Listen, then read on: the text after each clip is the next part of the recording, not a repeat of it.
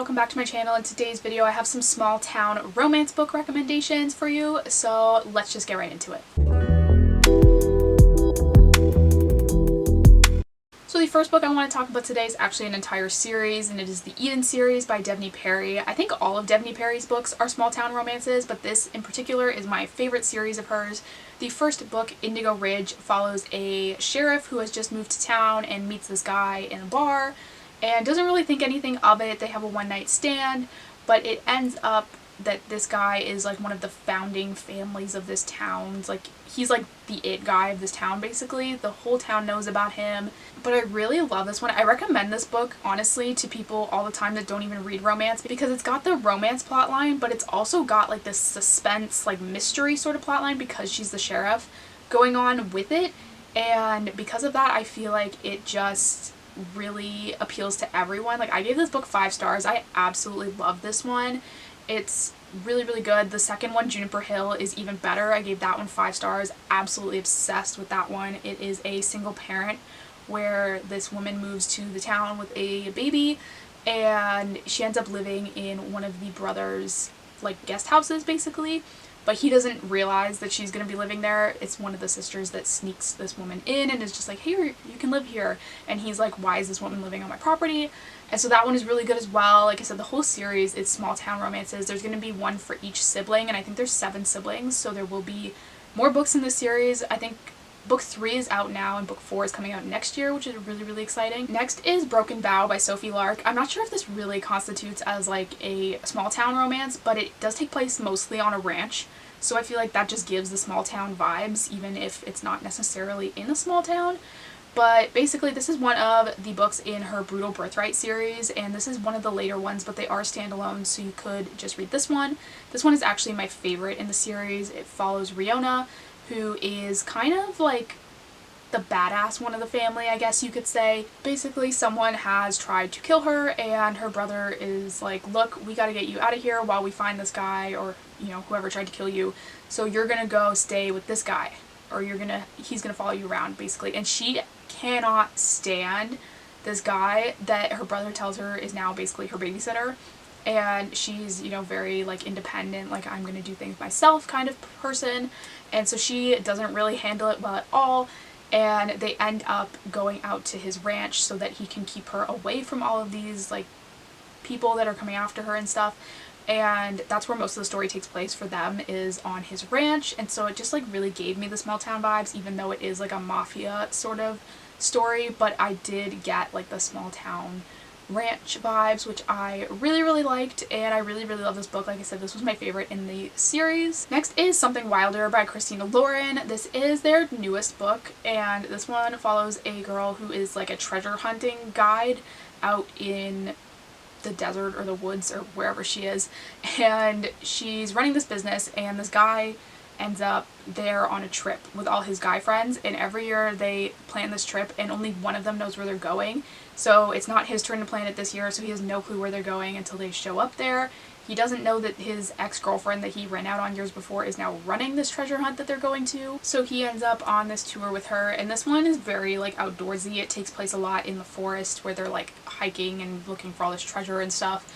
And she does live like in a very small town, and so this one definitely had those vibes. I really enjoyed this one. I gave it 4 stars. I know some people didn't like this as much because it does focus quite a bit on the sort of adventure aspect of the story, but I kind of like romances that have like a little bit of something different in them, so I did enjoy that aspect in this. Next is Every Summer After by Carley Fortune. This one is one of my favorites because it takes place in Ontario's cottage country, which, if you don't know, I'm from Ontario, so that is like right up my alley.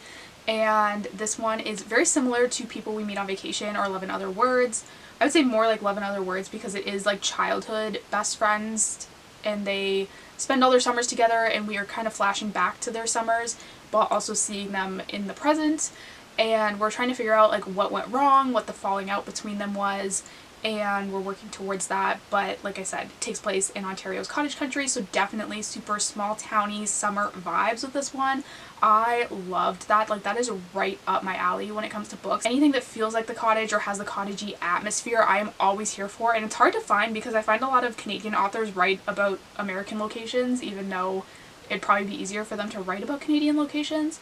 but I just really, really loved those vibes in this one. Next is the Wolf Hotel series by K.A. Tucker or Nina West. It's published under both names, and this one is a series, obviously. I think it has 4 books in it, if I'm not mistaken, and it follows a girl who is supposed to marry this like pastor's son, like very churchy kind of dude, and he sort of says to her basically like, oh, you shouldn't sleep with anyone before the wedding, but I'm going to because I have to like sow my wild oats, but like you don't do that because I don't want to, you know, ruin the wedding night for you.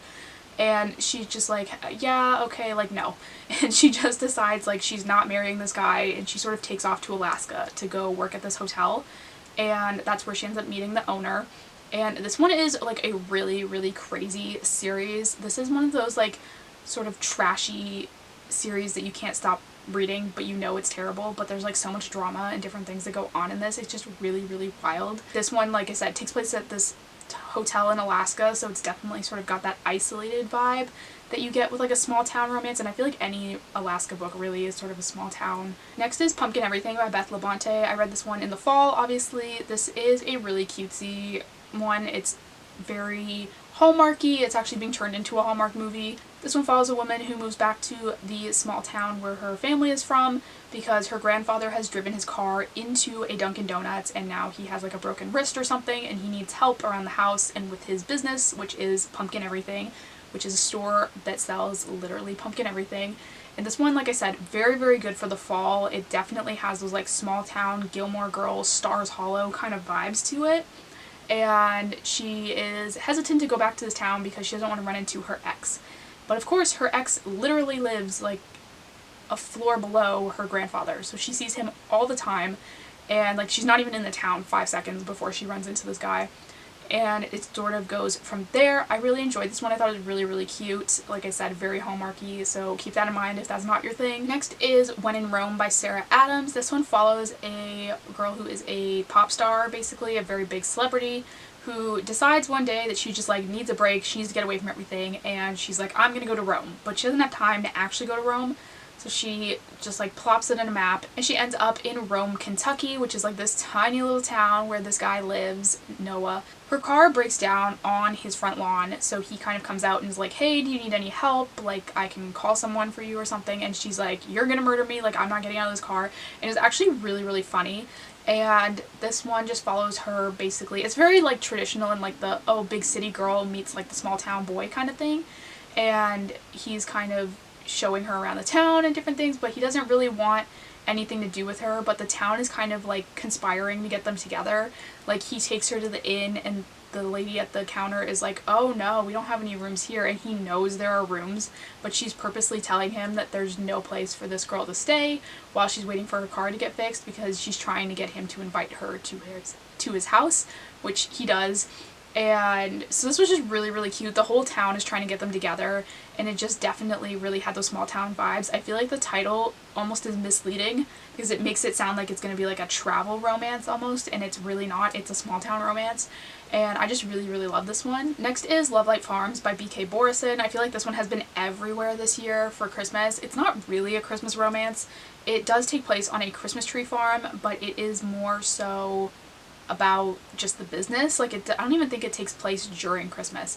But basically this girl enters her tree farm into this influencers like travel contest kind of thing, where the influencer is going to all these places and highlighting them. And so she enters, and she knows this influencer is really big into like the romantic destinations with like couples that run places and stuff. So this girl tells her that she is running the tree farm with her boyfriend.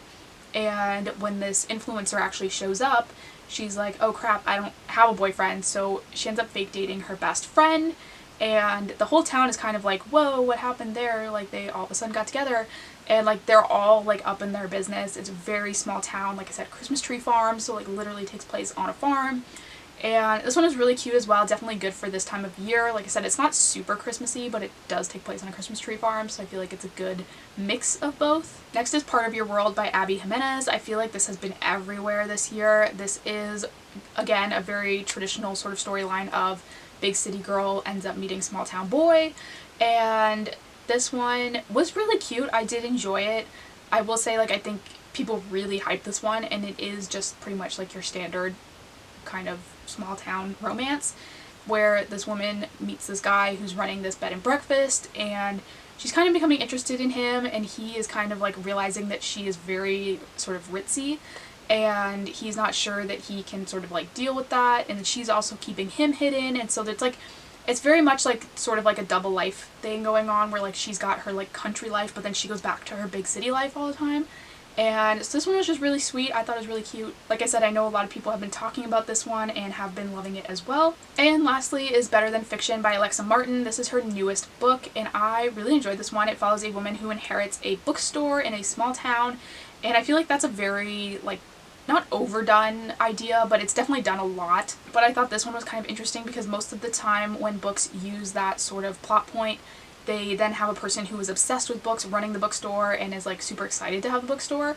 But in this particular book, the woman who has inherited the store hates it and doesn't want it, and she doesn't read, she's not into books at all, and so she kind of is just like miserable, but she's doing it because she thinks that's what her grandmother would have wanted, is her running the store.